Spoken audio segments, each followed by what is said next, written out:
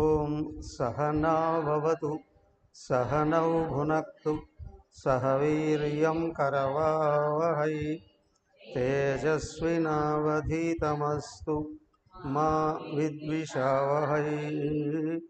ఓం శాంతి శాంతి శాంతి.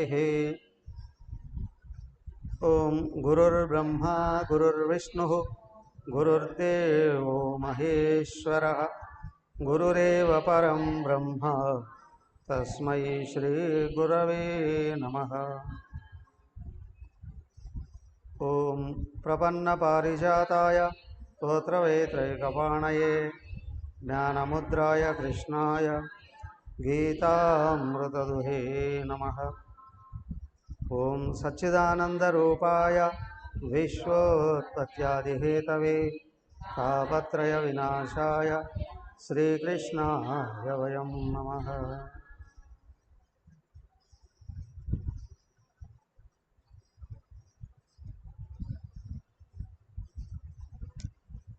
హరి ఓం. శ్రీమద్భాగవతం దశమస్కందం 89వ అధ్యాయంలోకి వచ్చేసాం. ఈ రోజుతో దశమస్కందం పూర్తి చేస్తున్నాం. చూడండి, భృగు మహర్షి త్రిమూర్తులను పరీక్షించుట, అలాగే మృతులైన బ్రాహ్మణ కుమారులను శ్రీకృష్ణుడు తీసుకుని వచ్చుట, చాలా అద్భుతమైన ఘట్టాలు రెండు. చూడండి, శ్రీ శుక ఉవాచ సరస్వత్యాస్తడే రాజన్ ఋషయః సత్రమాసత వితర్కః సమభూత్తేషాం త్రిష్వదేశేషు కో మహాన్.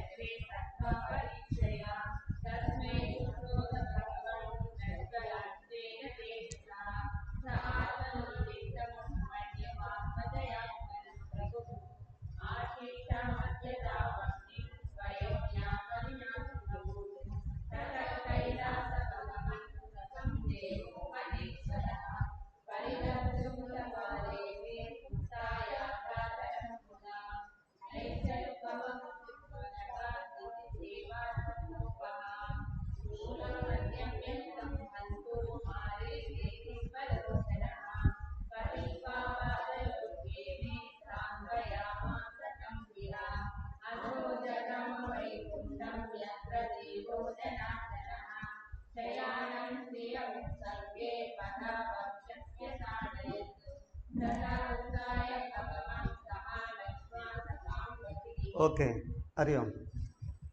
శుకుడు చెప్తూ ఉన్నాం, రాజన్ సరస్వత్యాతడే ఋషయ సత్రమాసత.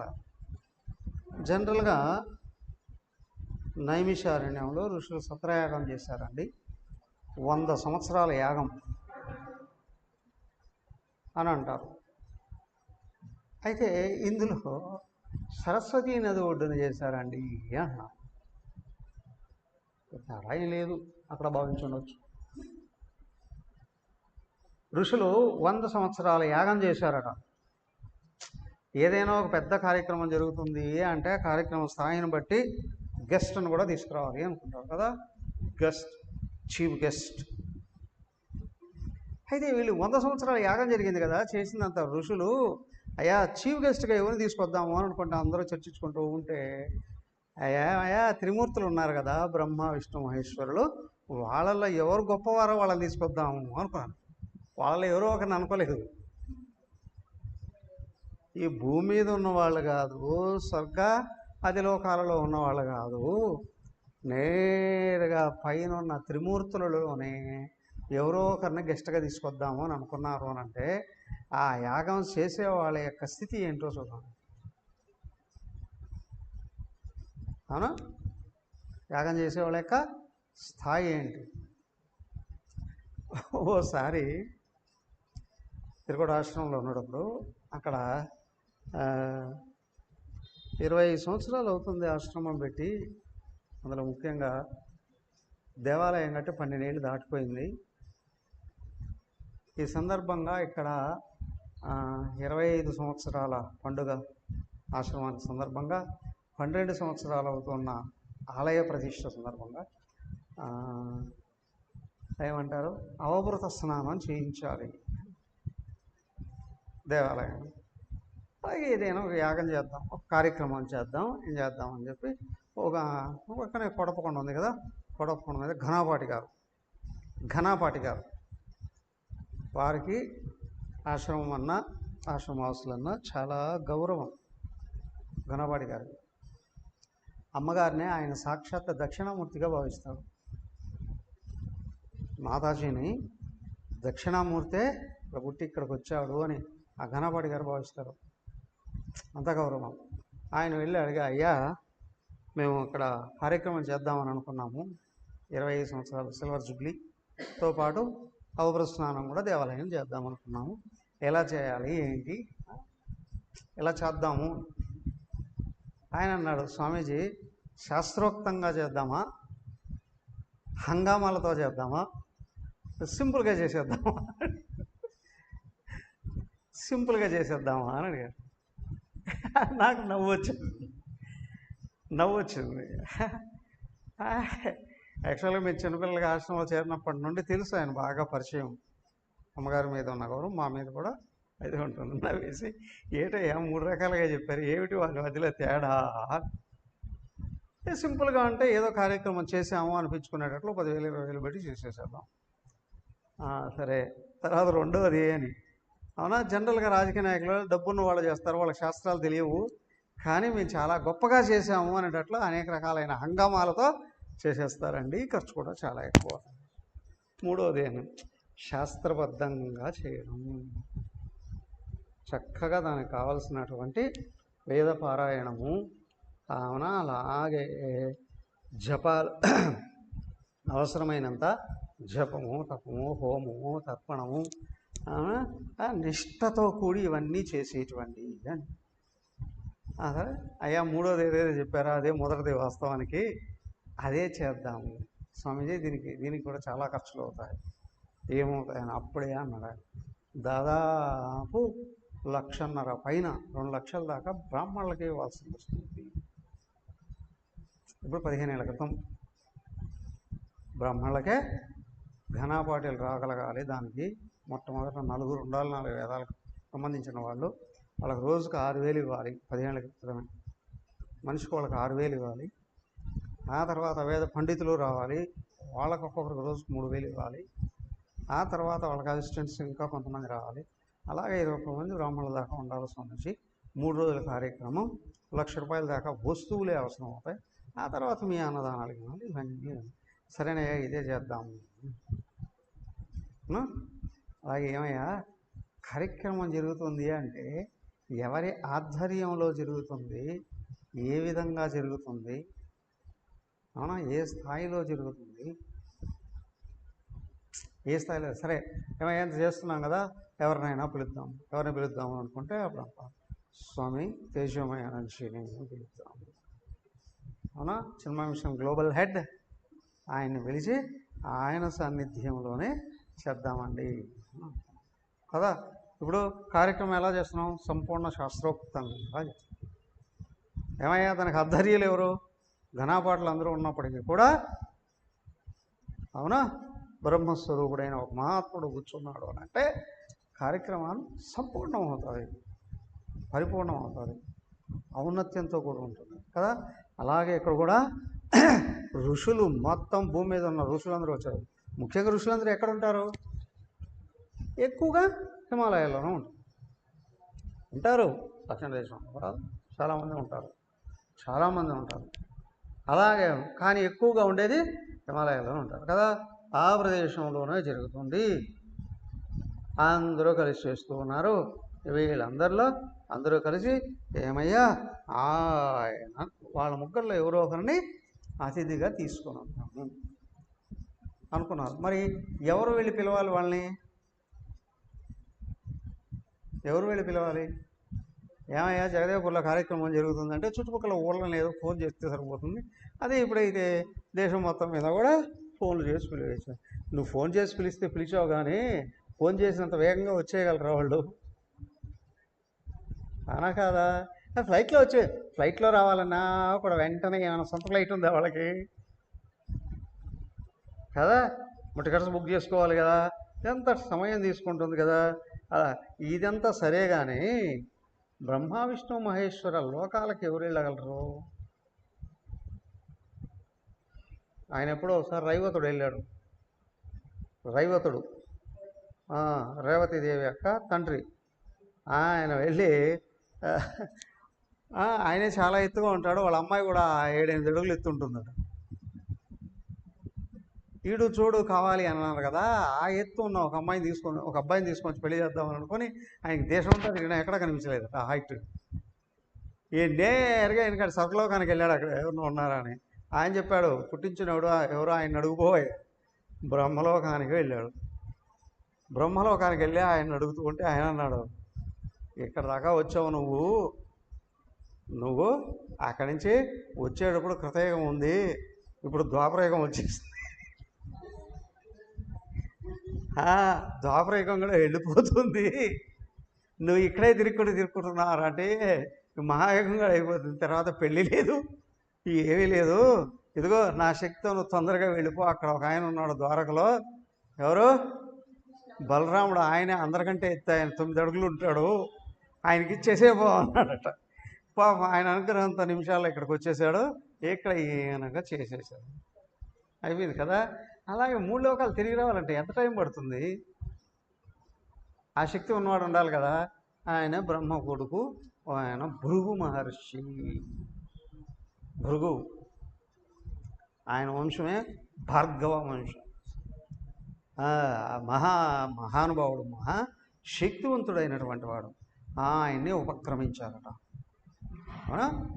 అయ్యా భృగు మహర్షి, నీకంటే గొప్పవాడు ఎవరు లేరు ఇక్కడ, నువ్వు వెళ్ళి కార్యక్రమాన్ని పూర్తి చేసేసి వచ్చేవయ్యా తొందరగా.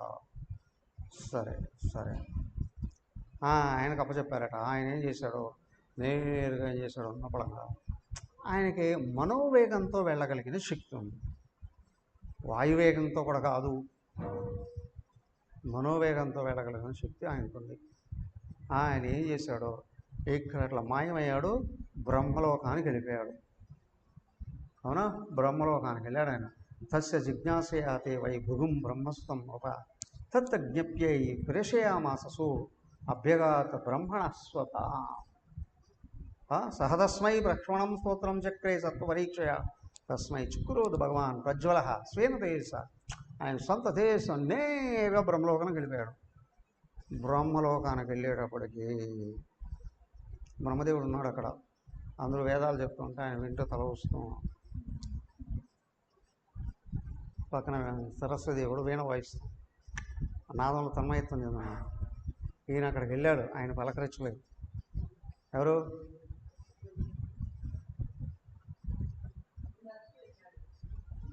శత్రుముఖుడు పలకరించలేదు. వచ్చావా? ఈయన నమస్కరించలేదు. ఆయన కోపం, ఓయ్ భూలోకం నుంచి వచ్చావు బచ్చా, నా కొడుకు నా దగ్గరకు వచ్చి నాకు నమస్కారం చేయవా? ఆయన కూపితుడైపోయాడు. ఆయనతో పాటు ఈయనకు కూడా కోపం వచ్చేసింది. ఎవరికి? బ్రహ్మదేవుడికి కోపం వచ్చింది, భృగు మహర్షికి కూడా కోపం వచ్చింది. భృగు మహర్షి శాపం పెట్టేశాడట, సో నీకు ఇక మీదట భూలోకంలో పూజలే జరగకపో అని. అక్కడి నుంచి నేరుగా కైలాసానికి వెళ్ళిపోయాడు. కైలాసానికి వెళ్ళిపోతే అక్కడ ఆయన ఉన్నాడు మహాదేవుడు. ఆయన ఏం చేస్తున్నాడు? పార్వతీదేవితో సగభాగంగా మారిపోయి అర్ధనారీశ్వరులాగా నృత్యం చేస్తున్నాడు. ఈయన ఆయన పలకరించాల. మరి ఈయన ఎవరిని పలకరించాలి? ఇది ఏమోనండి బాబు, అయ్యోమయ్యోమండి. ఎవరిని పలకరించాలి? పద్ధతి అయితే ఎవరు పలకరించాలి? పెద్దవాళ్ళని చిన్నవాళ్ళు పలకరించాలి. చిన్నవాళ్ళే కోప్పడితే పెద్దవాళ్ళని కదా. అలాగే ఇక్కడ కూడా ఏమిటయ్యా అని అంటే, ఈయన కూడా కోపం వచ్చిందట. ఎవరికి? భృగు మహర్షి కోపం వచ్చింది. నేను వస్తే భూలోకం నుంచి నన్ను పలకరించేవారు. హై దురాత్ముడా, నా దగ్గరికి వచ్చి నన్ను పలకరించకుండా, నువ్వు నాకు నమస్కరించకుండా నువ్వు కోపానికి లోనవుతావా అని ఆయన ఈయన మీదకి త్రిశూలం ఎత్తుకొని వచ్చేసాడు. త్రిశూలం ఎత్తుకొని వచ్చాడు. పార్వతీదేవి వచ్చి అడ్డుపడింది. లోపల ఆయన కూడా శాపం పెట్టాడు. ఏమిటి అంటే, నువ్వు రూపంలో పూజించబడవు, లింగ రూపంగా మారిపోతావు. లింగ రూపంలోనే నువ్వు భూలోకంలో నేరుగా వైకుంఠానికి వచ్చాడు. ఈయన అంతటా చూస్తున్నాడు. అవునా? ఆయన అజ్ఞాతవాసంలాగా అక్కడ పాలసముద్రంలో పడుకున్నాడు. ఎక్కడ పడుకున్నాడు? ఆదిశేషుడి మీద పాలసముద్రంలో. ఆ లక్ష్మీదేవి ఉందట. లక్ష్మీదేవి ఒళ్ళో తలపెట్టుకున్నాడట. ఇక నిద్రపోతున్నాడు. ఇంకా పార్షదులు ఆయనకి కాళ్ళు పడుతూ ఉన్నారు. ఏమయ్యా ఎంత అలసిపోయినాడో ఏమో. అవునా? నడిచా ఎక్కడికైనా తిరిగాడు ఆయన. అందరూ అనుకుంటాడు ఎక్కడ తిరగట్లేదు, ఇక్కడ కొనుక్కున్నాడు అని. కానీ ఆయన ఎన్ని పనులు చేస్తున్నాడో ఆయనకి తెలుసు. అవునా? ఎన్ని పనులు చేస్తున్నాడో ఆయనకి తెలుసు కదా. ఆయన కొనుక్కుంటూ ఈయన కళ్ళు మూసుకున్నాడు. ఆయన నేరుగా వెళ్ళే హృదయం అంతా అన్నేశాడు. హక్కుని ఎగిరి పడి లేచాడు. లక్ష్మీదేవి ఉలిక్కిపడి ఇప్పుడు ఈ చక్రం తీసుకుంది ఆయన తలకాయ దగ్గొట్టేస్తాడా అని ఎక్స్పెక్ట్ చేసింది ఆమె. అవునా కదా? ఎక్స్పెక్ట్ చేసింది. అలా జరగల. అవునా? ఒక అమ్మాయి మాట్లాడుకుంటూ వెళ్ళిపోతున్నారు. కావచ్చు వాళ్ళిద్దరం విన్న లవర్స్ ఏమో. ఆ అమ్మాయిని ఎవడో కామెంట్ చేశాడు, ఈ అబ్బాయి చేంజ్ చేస్తాడు, వాడు తన్నేసి రావాలి కదా, లేకపోతే అమ్మాయి వదిలేస్తుంది.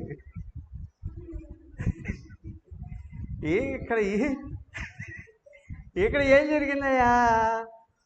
జరిగేటప్పటికి ఈయన చూపుకొని లేచాడట. లేచి వెళ్ళిపోయి, అయ్యో మహర్షి, నీ కఠినమైన నా హృదయాన్ని తన్ని నీ సున్నితమైన పాదం ఎంత దెబ్బతిన్నదో, కందిపోయిందో ఏమో చూడవయ్యా అని ఒక కుర్చీ తెచ్చేసి ఆయన కూర్చోబెట్టి ఈయన వెళ్ళి ఆయన కాళ్ళు తీసుకొని ఒళ్ళో పెట్టుకొని పాదం నొక్కుతూ ఈయనకంత పవర్ ఎక్కడి నుంచి వచ్చింది? ఆయన కాళ్ళు కన్ను ఉంటుందని నొక్కి పారేశాడు. వివేకవంతుడు శత్రువును కొట్టడు, శత్రువుకి శక్తి తీసి పారేస్తాడు.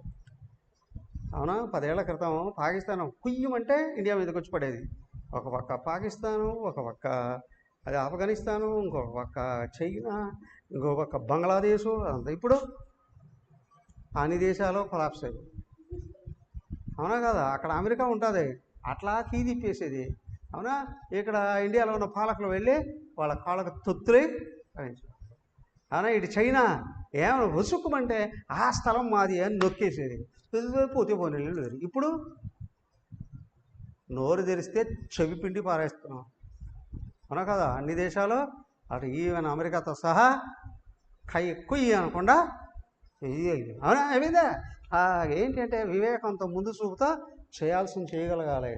సేమ్ వే ఏం చేశాడు ఈయన? కాంగా వెళ్ళి ఈయనకు త్రిమూర్తులను కూడా అవమానించే శక్తి కలిగడానికి కారణమైనటువంటి ఆయన కాల్లో కన్నుందే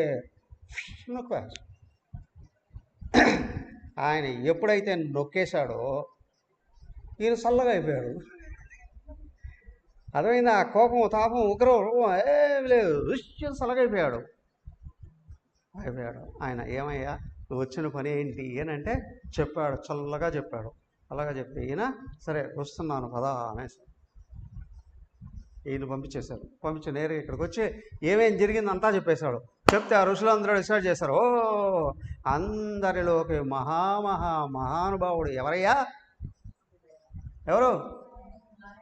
నారాయణమూర్తి అనేసారు. అందరూ డిసైడ్ అయిపోయాడు, నారాయణమూర్తి వస్తున్నాడు కార్యక్రమానికి కదా. ఏమయ్యా, ఇదిగో భృగు మహర్షి ముల్లోకాలకు వెళ్ళి వాళ్ళను పరీక్షించి ఒక చెప్పేశాడు, అందరిలోకి నారాయణమూర్తి మహానుభావుడు. ఎందుకయ్యా,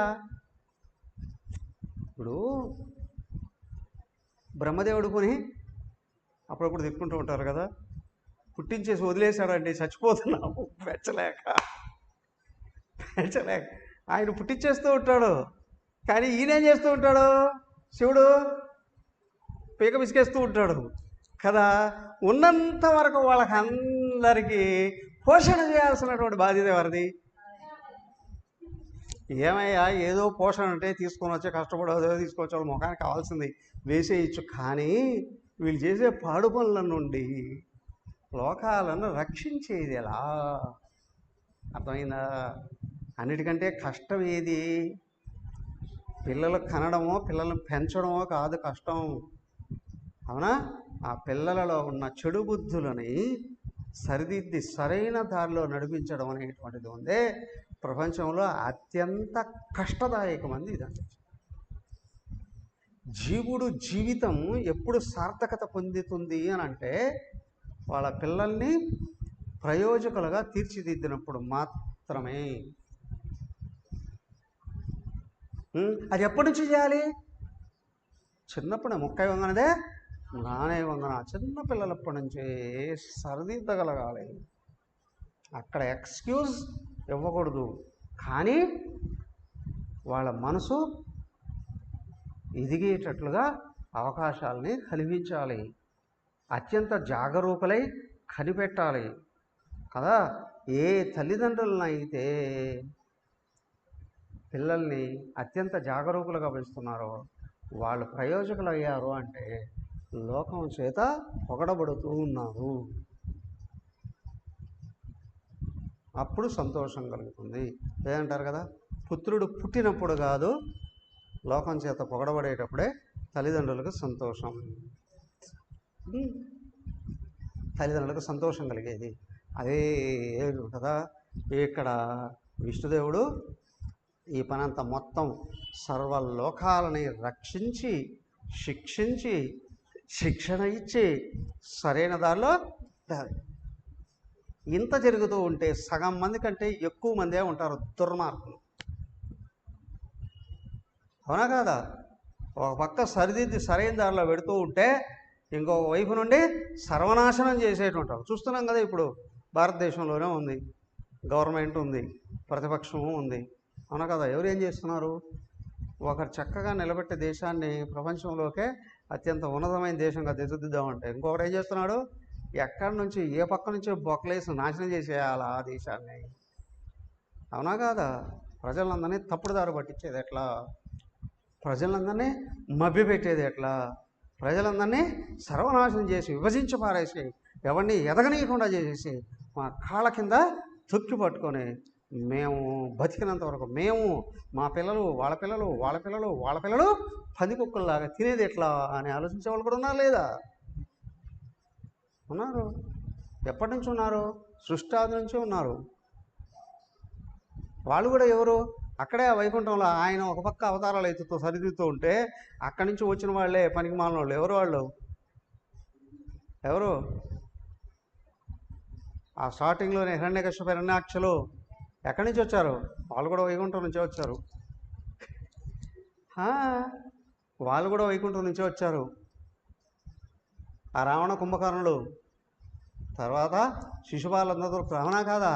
అయ్యా, ఇండియా నుండే వెళుతూ ఉంటారు నాయకులు ప్రపంచం అంతటా వెళ్ళి.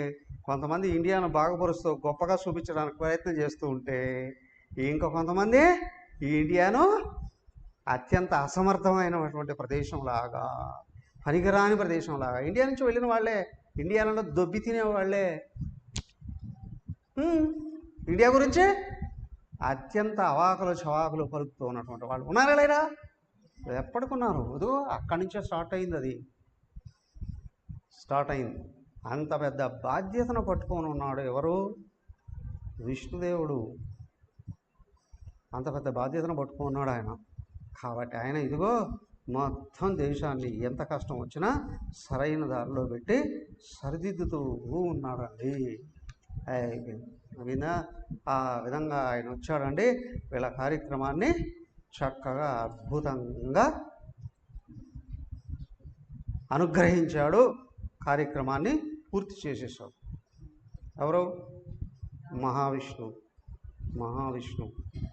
ఆయన వచ్చే కార్యక్రమాన్ని పూర్తి చేశాడు. యాక్చువల్గా అలాగా చెప్పబడుతూ ఉన్నటువంటి ప్రదేశం నైమిషారణ్యం. నైమిషారణ్యంలో చక్రతీర్థం ఉంది కదా, ఆ చక్రతీర్థ ప్రదేశమే వాళ్ళు అప్పుడు యాగం చేసినటువంటి యజ్ఞకుండం. నైమిష అంటే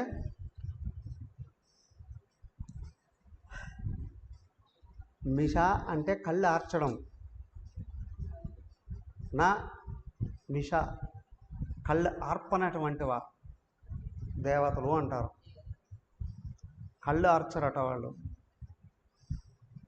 అంటే రెప్పలు ఉన్నాయో లేవు, కండ్రెప్పలు ఉన్నాయో లేవు, కళ్ళు ఆర్చరట. అయితే అక్కడి నుండి ఏంటి అంటే ఋషులు అడిగారట విష్ణుమూర్తిని, అయ్యా ఏ ప్రదేశంలో యాగం చేస్తే బాగుంటుంది అని. అన్ని రోజులు యాగం కదా, అంత పెద్ద యాగం చేస్తుంటే ఎక్కడ చేయాలి అని ఆలోచన ఉంటుందా లేదా కదా. అలా అన్నారట. ఆయన చక్రం వేశాడట. ఈ చక్రం ఎక్కడికి వెళ్ళి ఆగితే అక్కడ చేయకోండి అన్నాడట. అక్కడి నుంచి నేరుగా వెళ్ళి అక్కడ ఆగిందట.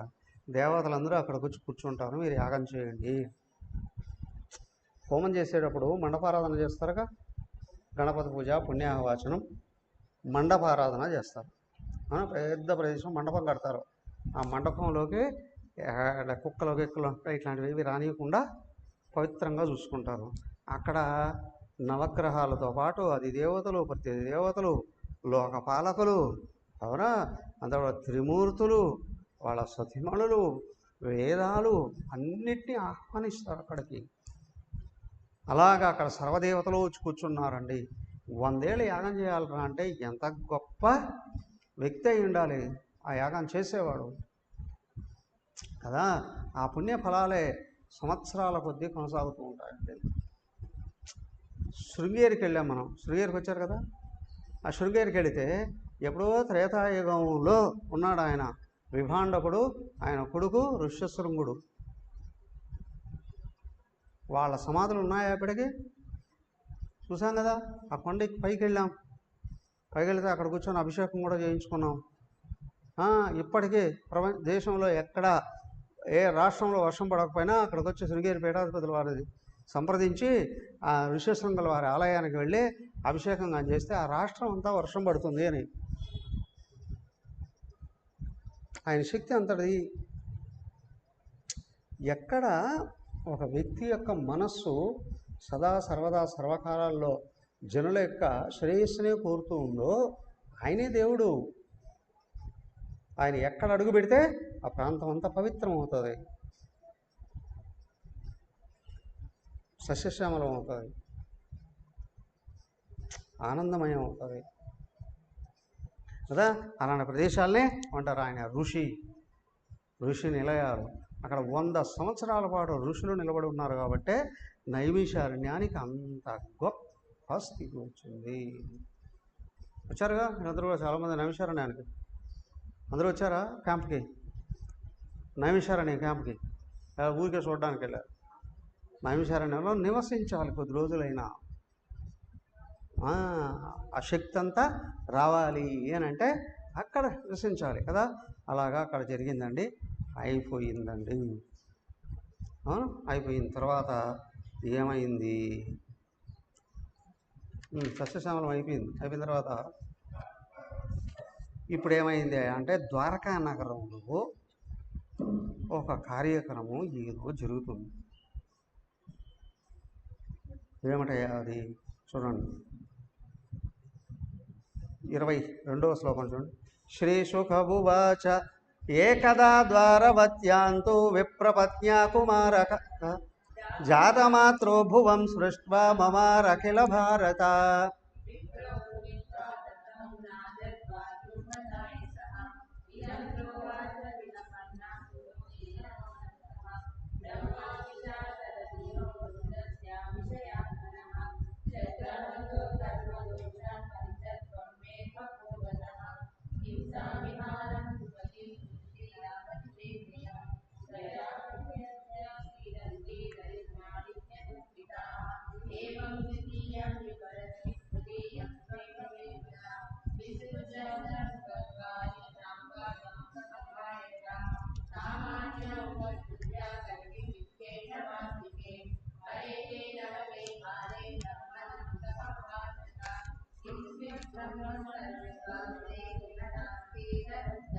ఓకే.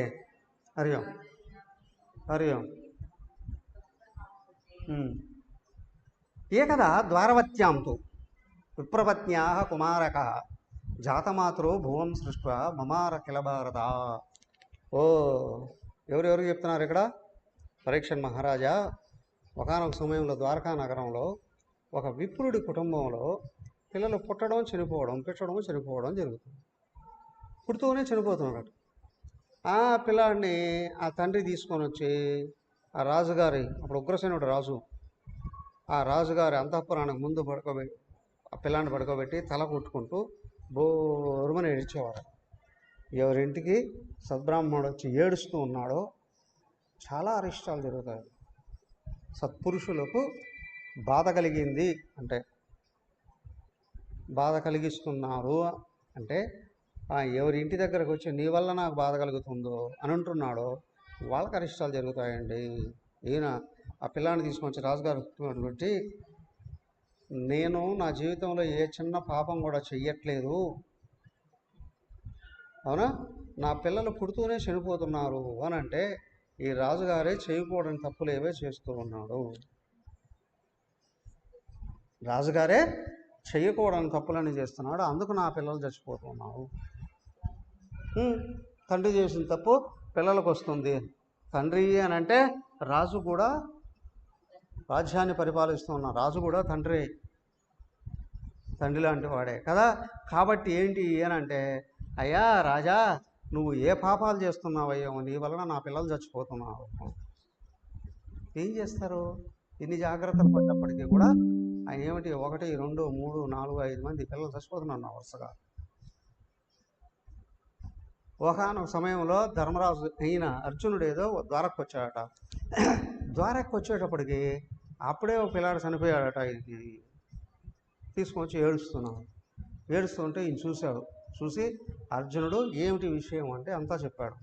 చెప్పి అర్జునుడు శపథం చేశాడట, ఇదిగో ఈ అర్జునుడు వచ్చాడు ఇప్పుడు మీ ప్రదేశంలో, మీ దేశంలో సరైనటువంటి రాజు లేనట్టున్నాడు, ఈయనకు కూడా అహం వచ్చిందో ఏమో, మొత్తం అందరినీ విమర్శించేశాడు.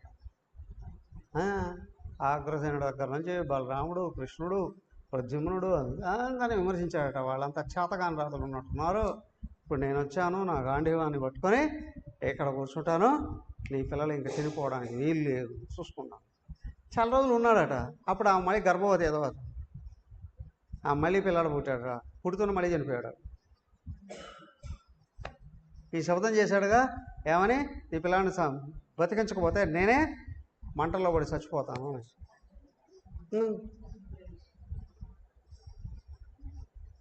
అర్జునుడు హోమకుండ వెలిగించుకొని పడడం ప్రయత్నం చేస్తుంటే పరిగెత్తుకుంటూ కృష్ణుడు వచ్చాడు. కృష్ణుడు తీసుకెళ్ళాడు అలాగ పక్కకి తీసుకెళ్ళి రథంలో కూర్చోబెట్టుకొని అలా వెళుతున్నారట. ఇక్కడి నుంచి అంతా వరుసగా చదవండి ఈ అధ్యాయం. ఆయన అలాగా వెళుతున్నాడట, భూమి అంచుల దాకా వెళ్ళిపోయాడట. మీ ద్వారక చూసారా? ద్వారక చూడలేదా? ప్లాన్ చేయండి, క్యాంప్ పెట్టుకోవడం. అది మరి స్విచ్ ఆన్ చేయండి, స్విచ్ ఆన్ చేయండి.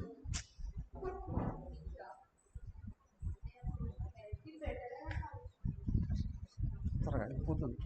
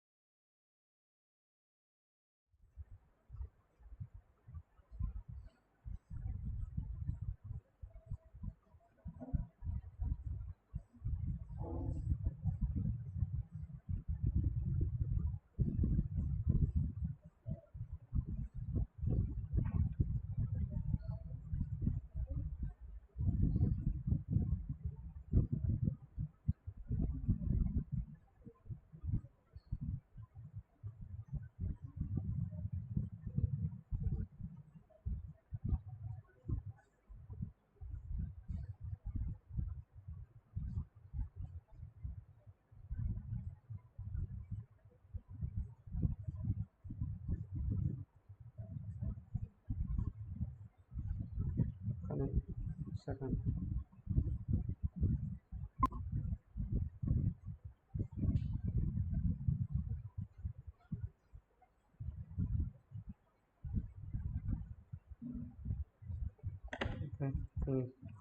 హరి ఓం.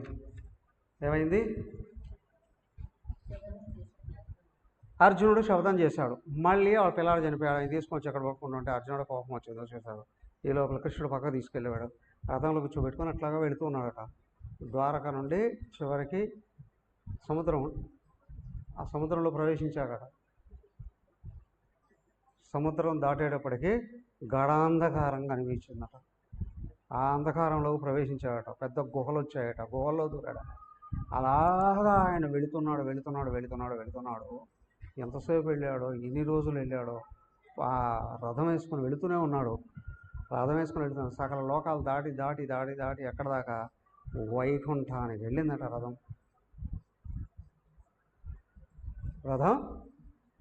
వైకుంఠానికి వెళ్ళిందట. అక్కడికి వెళ్ళి చూస్తే ఆయన అది ఆ పాలసముద్రంలో ఆదిశేషుడు మీద చక్కగా పౌళించున్నాడట. విష్ణుదేవుడు, లక్ష్మీదేవి అక్కడ ఉంది. ఈయన చూసి ఒళ్ళు గగురు పొడుస్తుంది. ఒకేసారి 100 సూర్యుళ్ళు కనిపిస్తే ఎంత వెలుగైతే ఉంటుందో.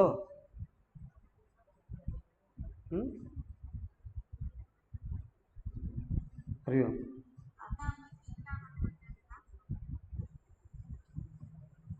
మ్యూట్లో పెట్టుకోండి అందరూ 100 సూర్యులు ఒకసారి కనిపిస్తే ఎంత వెలుగు ఉంటుందో అంత కనిపిస్తుందట అక్కడ.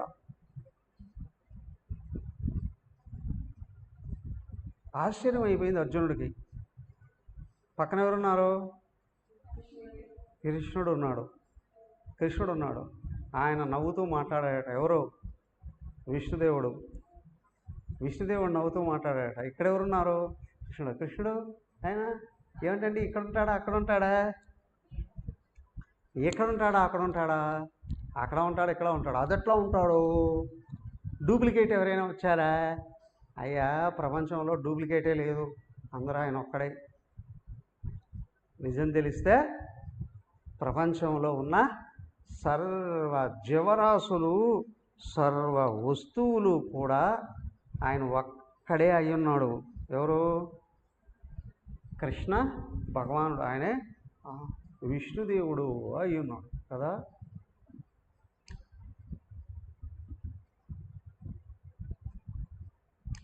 అయితే చూస్తూ ఉంటే ఆయన నవ్వుతో ఇట్లాగా పలకరిస్తున్నాడట. అయ్యా నారాయణులారా, మీరు నా అంశలే. అవునా? మీరు చాలా రోజులైంది ఇక్కడి నుండి వెళ్ళి. లోక కళ్యాణం కొరకు నేనే పంపించాను మిమ్మల్ని. నా అంశలైన మిమ్మల్ని నేనే పంపించాను. మిమ్మల్ని చూసి చాలా రోజులైంది. మిమ్మల్ని ఒకసారి నేను చూడాలి అని అనిపించింది నాకు. అందుకే మిమ్మల్ని అక్కడి నుంచి ఇక్కడికి తెప్పించడం కొరకే ఆ బ్రాహ్మణ బాలుర్ని నేనే తెచ్చేసాను ఇక్కడికి. అవునా? ఇక్కడ తెచ్చాడు అని అంటాడు. దేహం వదిలేయాలి కదా. మరి వీళ్ళెలా వచ్చారు? వీళ్ళు దివ్య పురుషులు, పరమాత్మ అంశలు. కానీ ఇక్కడ మానవులు ఈ దేహంతో పైలోకాలకు వెళ్ళలేరు. అందుకే ఆ దేహాన్ని అక్కడ పడేసి వాళ్ళ సూక్ష్మ శరీరాన్ని తీసుకొని వచ్చేసాను ఇక్కడికి. ఇదిగో మిమ్మల్ని చూశాను, నాకు చాలా ఆనందంగా ఉంది. అవునా? మీరు చేయాల్సిన పనులు చేస్తున్నాను. ఇంకా కొన్ని పనులు ఉన్నాయి, అవి పూర్తి చేసుకొని తొందరగా వచ్చేసేయండి ఇక్కడికి అని ఆయన వీళ్ళని ఆశీర్వదిస్తూ, ఎవరిని? నారాయణ కదా, వీళ్ళిద్దరిని ఆశీర్వదిస్తూ ఆ పిల్లలను వాళ్ళందరినీ కూడా ఇచ్చి పంపించేస్తారు. నేరుగా అక్కడ నుంచి మళ్ళీ వెళ్ళిన దారిలోనే మళ్ళీ తిరిగి వచ్చేసారు. తిరిగి వచ్చేటప్పుడు ఇక్కడ అలాగల్లోలంగా ఉంది. అయితే వైష్ణవి మాయ కదా. ఏమయ్య, ఇక్కడి నుంచి వైకుంఠానికి వెళ్ళి తిరిగి రావాలంటే ఎంత టైం పడుతుందండి? కానీ అంత టైం పట్టదు. ఆయన తెలుసుకుంటే మనం కావాలి అనుకుంటే టైం పడుతుంది, కానీ వాళ్ళు కావాలి అని అనుకుంటే సమయం పట్టదు. ఇక్కడి నుంచి ఎవరన్నా ఒక మంత్రిని, తెలంగాణలో ఒక మంత్రిని కేంద్ర ప్రభుత్వం పిలిపించింది అని అనుకోండి. వీళ్ళు వెళ్ళాలంటే ట్రైన్ అదే బుక్ చేసుకోవాలి, ఫ్లైట్, ఆ తర్వాత వెళ్ళాలి.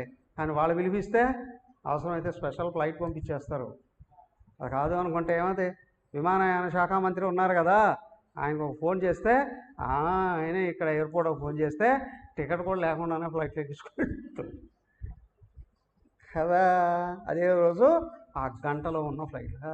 అలాగే ఏంటి, సాక్షాత్తు విష్ణుదేవుడే ఈయన్ని పిలిపించుకోవాలి అని అనుకున్నాం. అందుకే పిలిచాడు. ఆ విధంగా వీళ్ళు అక్కడ దాకా వెళ్ళేసి తిరిగి వచ్చేసారు. అయిపోయింది. ఎక్కడికి అయిపోయేటప్పటికి అయ్యమయ్యా ఈ అధ్యాయం అయిపోయిందండి. ఓం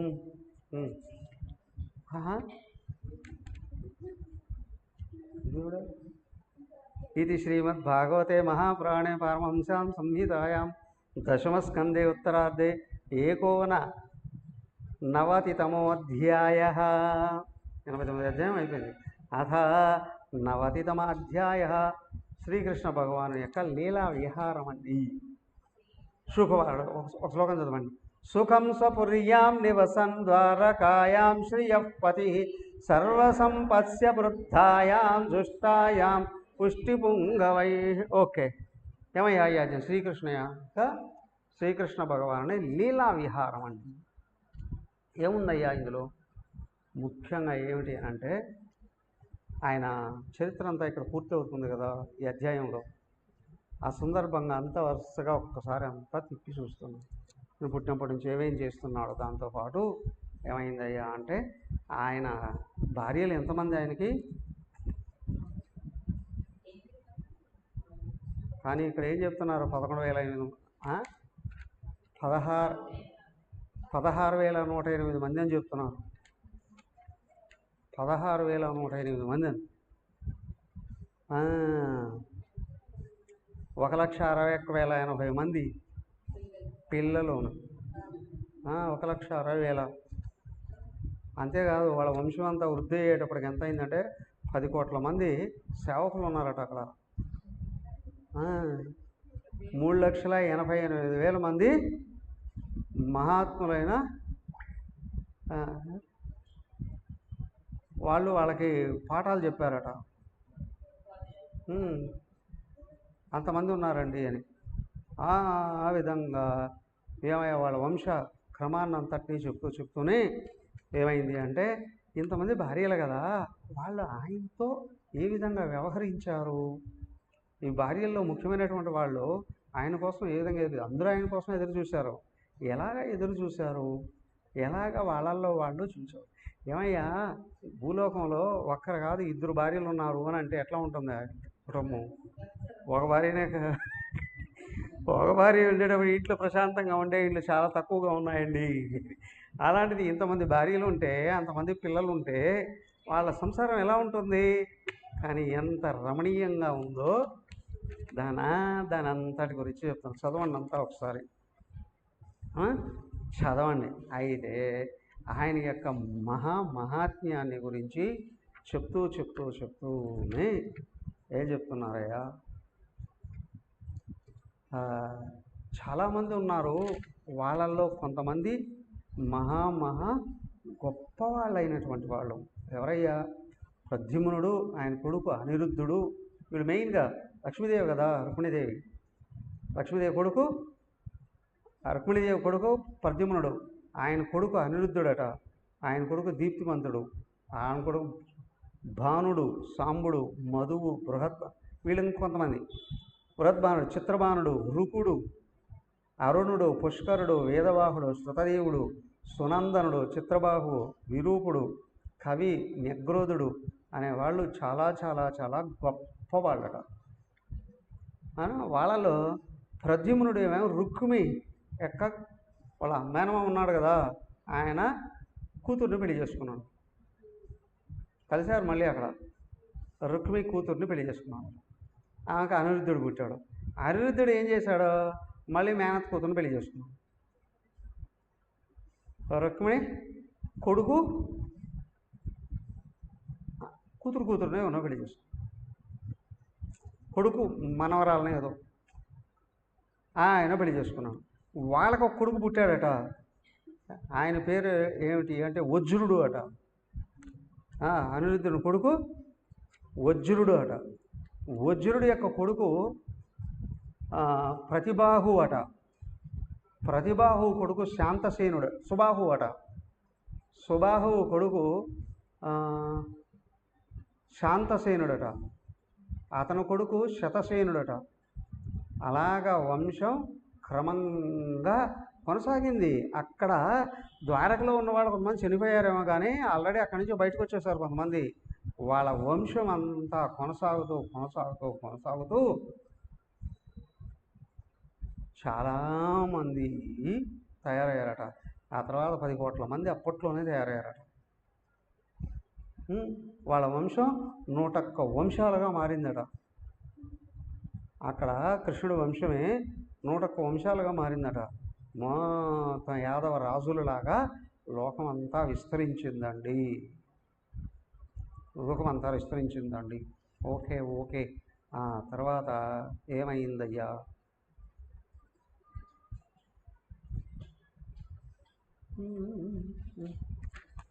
చదువుకోండి.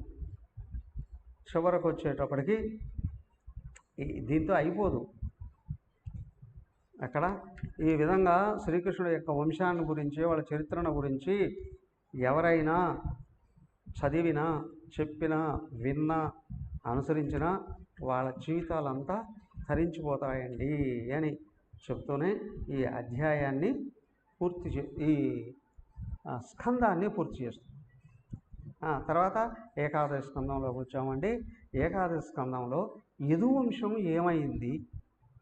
అక్కడ ద్వారకతో సహా మునిగిపోయింది. చాలామంది మునిగిపోయారు, చచ్చిపోయారు. అక్కడ ఈ వజ్రుడు ఇట్లాంటి వాళ్ళు కొంతమంది బయటకు వచ్చేసారు. కానీ అక్కడ ప్రద్యుమ్నుడు, అనిరుద్ధుడు కూడా పోయారు. అనిరుద్ధుడు సహా పోయారు. ఏమైంది అక్కడ విషయాన్ని చెప్తూనే ఈ అధ్యాయంలో కృష్ణుడికి తెలుసు తన దేహపరిత్యాగం చేయబోతున్నాను, అవతార పరిసమాప్తి చేయబోతున్నానని. ఆ సందర్భంలో ఆయన అనేక మందిని పిలిపించి జాగ్రత్తలు చెప్తాడు. ఆయన బాధ్యత ఏంటి? ద్వారకా నగరాన్ని రక్షించండి, మా ఇంటిని కాపాడండి కాదు. మొత్తం లోకాన్ని సరైన మార్గంలో పెట్టడం కొరకు ఎవరెవరికి ఏ ఏ బాధ్యతలు అప్పచెప్పాడో, వాళ్ళకి ఏమేమి బోధనలు చేశాడో 31 అధ్యాయాలతో ఏకాదశి స్కందం ఉంటుంది. ఓకే, రేపు ఏకాదశి స్కందంలో ప్రవేశిద్దాం. లోపల స్వస్తి. ఓం సర్వే భవంతు సుఖినః, సర్వే సంతు నిరామయాః, సర్వే